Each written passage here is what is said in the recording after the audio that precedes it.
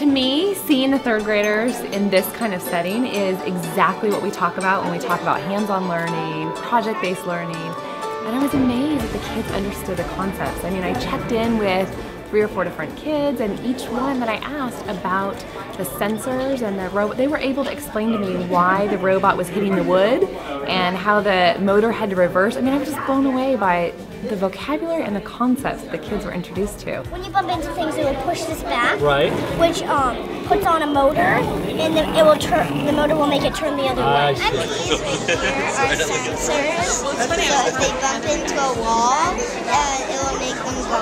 It will make them go backwards. From the first day, just approaching the whole content, starting with the atom and working your way through that, it was amazing to see that the students were interested. And it could have been because they knew they were going to build a robot eventually, but they were interested in the content and knowing that process.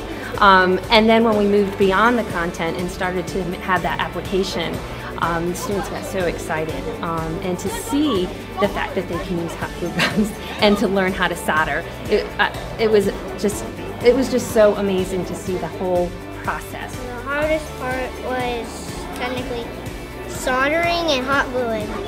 When we did a test out for a maze, it kind of like the table was a little slippery, so the robot wasn't doing his own job.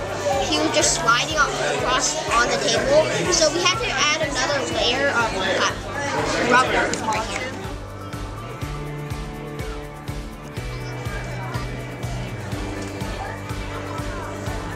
So for me, the thing that I've learned in the project is that you don't necessarily know what you don't know. That's for true. And so, I think being able to come into the classroom is extremely valuable. It's taking all the assumptions that we've made and saying these are good assumptions or these aren't good assumptions. And so now we have a much better idea of what works and how we can potentially scale it. This was too far in, so it would go really slow. And then if you move it back and sharper, it goes a lot faster. The resistors separate LEDs from getting too much electricity. These are the LED lights right here. These are the switches. Battery holder with batteries in it. These are paper clips. These are other kinds of switches. These are resistors. These are the motors. This is the solder that we started the wires on with. Their depth of understanding was surprising to me, and I don't know why. It should have been, but somebody said to me today, this should not be the exception. Why aren't we teaching like this all the time? And I'm like, I gotcha.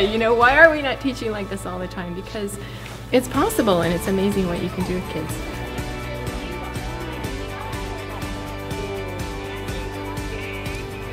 I think one of the most important values in this kind of project is the hands-on experience.